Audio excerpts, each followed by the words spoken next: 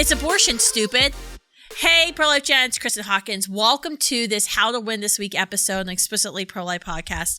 Today, I want to talk to you about something that we deal with pretty commonly on college campuses, or I deal with when I'm speaking with pro-abortion protesters at my speaking events. The term pro-abortion. We at Students for Life have been encouraging pro-life advocates to use this term when you're talking about those who advocate for abortion, because that's what they're doing. They're pro-abortion. I have said multiple times, I don't mind being called anti-abortion. You know, abortion is a horrible thing. It's an act of violence against a weaker human being. So it's okay for someone to call me anti-abortion. I'm totally fine being called anti-abortion. I'm also fine being called pro-life. In fact, if I introduce myself to folks on the plane or people ask me what I do, I will actually use those two terms interchangeably. For some reason, pro-lifers don't like to use the word pro-life, anti-abortion. They like to use the word pro-life because pro is positive, anti is negative, whatever. I'm anti-smoking. I'm anti-sex trafficking. I have no problem saying I'm anti those horrible things. So I'm anti-abortion.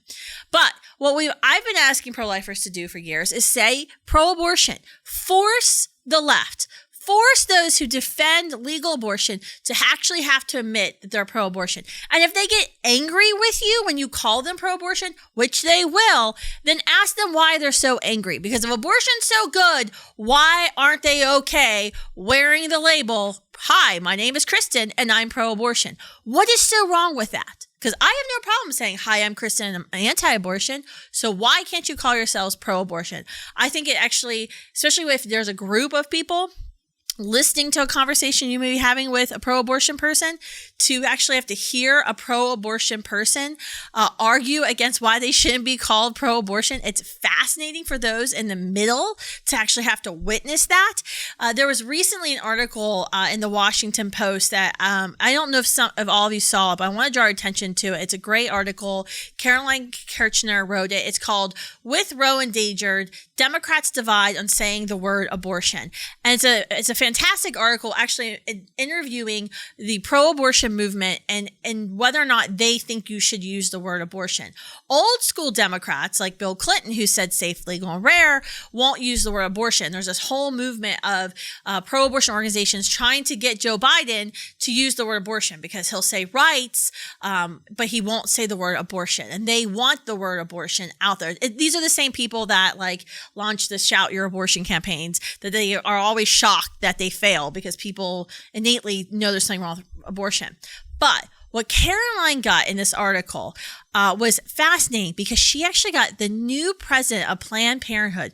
The new president of Planned Parenthood actually admitted in this article that, yes, we want to start using the word pro-abortion, and we're going to be encouraging people to use the word pro-abortion. This is a huge shift. So McGill Johnson, the new president of Planned Parenthood, actually admitted to the Washington Post that they now use the term pro-abortion. This is, first of all, a win for pro-lifers. Kudos to us to force them to have to accept their own damn label that they've hated for years. I actually think this is very good for us because majority of people, no matter what they call themselves, pro-life or pro-choice, majority of people have a conscience, have an icky feeling in their gut when they hear the word abortion. This is why people don't like to talk about abortion. It's why I'm like the least favorite person to invite to a dinner party.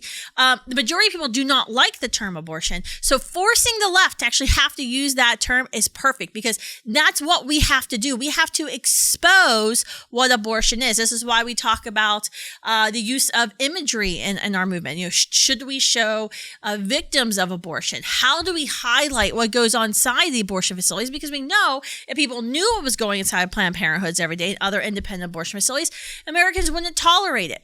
And it's the same thing with the terms, right? When you use terms like reproductive justice or reproductive rights, euphemisms, the abortion industry hides behind those terms. No, just say what it is you're talking about. What you're talking about is abortion. And everyone knows when they hear the word abortion, we're talking about killing, ending the life of another living human being. And top of the mind polling shows this.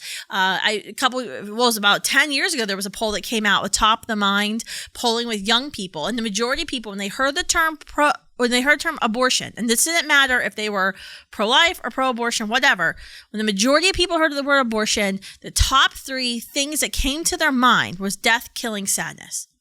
That never changes. That's because it's written on our hearts. So kudos to us. And for you, for how to keep winning this week, make sure when you're talking with someone who is advocating for legal abortion that you clarify your terms and say, oh, I didn't realize you were pro-abortion. And then watch the chaos ensue after that. And ask them why, if they're so proud to be for abortion, why can't they own that term?